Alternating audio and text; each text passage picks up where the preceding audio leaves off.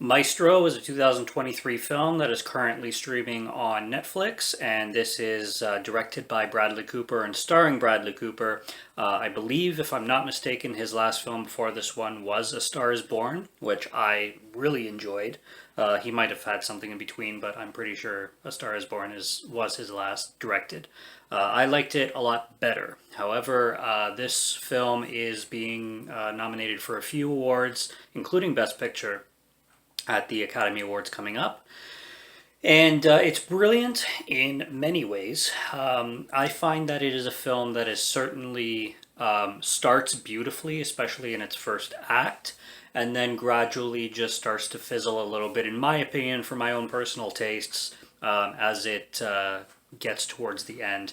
And leading up to a third act, especially, that it's very dark and very grim, and gets pretty on the artsy side and somewhat confusing and just unsatisfactory when it came to its ending. And like I said, for my tastes and my personal enjoyment alone, I found that it wasn't nearly as satisfying of an ending compared to how the film starts. But basically, it's about this composer and this composer's life. I like how the film plays out from the beginning of the this character's life. I think it begins in the 40s or the 50s, and it gradually goes towards more modern day. I don't think that this film concludes like in the 2020s. I'm not exactly sure when what the time period is, but it's at least 30 years, I would say, 20 to 30 years. This film has a great cast. Obviously, Bradley Cooper does phenomenal. His performance is extraordinary. We got Sarah Silverman in here. She does a really great job. Carey Mulligan is in here. She does a phenomenal job. Maya Hawke is in here. Does a great job as well.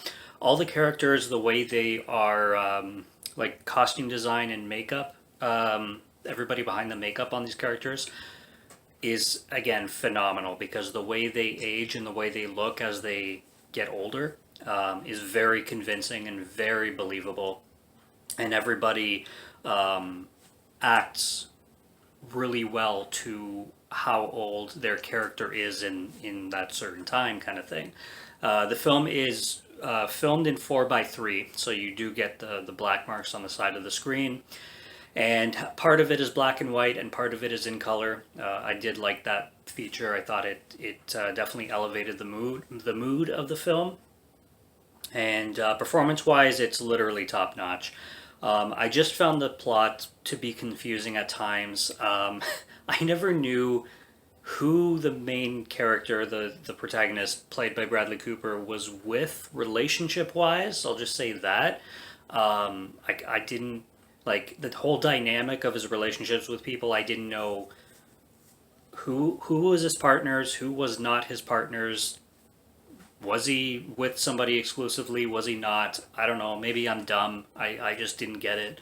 There's a lot of things about this film, especially in its third act. His third act is very condensed into things just fizzling out very prematurely and inconclusively, I guess is the best way to describe it. Nothing was really resolved in any satisfactory way that I could say. Obviously, Bradley Cooper, he had a vision for this film, and whatever it was, he delivered it masterfully. And the score, the music in this film is absolutely phenomenal. It's the best thing you can take out of this film. The compositions of the scores, and Bradley Cooper, his direction on all the orchestral scenes, and his performance orchestrating them, and the sound design, like everything just sounds magnificent. And if you're into classical music and like symphony style or orchestral stuff, man, does this film deliver in the music department. It is absolutely incredible. Like this easily will be hard to beat when it comes to like sound design and best score kind of thing.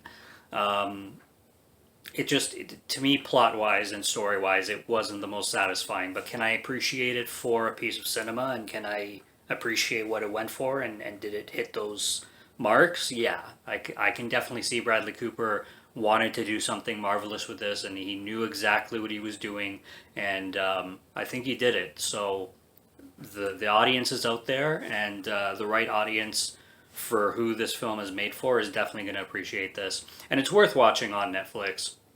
But like I said, I think the film, from my personal opinion, started much better than it finished. But that's just me. What do I know? I'm a film reviewer. I just basically explain how I felt about it. So that's Maestro. It's currently on Netflix, and go check it out if it sounds up your alley, especially for the music, if anything else, because that's the best part of this film for sure. So, well, the acting as well, but you know what I mean. Subscribe to Morgan Film Fan if you'd like to listen to my voice or if you like my film reviews. I'll be back with more soon, so stay tuned for those. Check out what's on the channel already. Stay tuned for what's coming. Until next review, have a good one. Take care and cheers.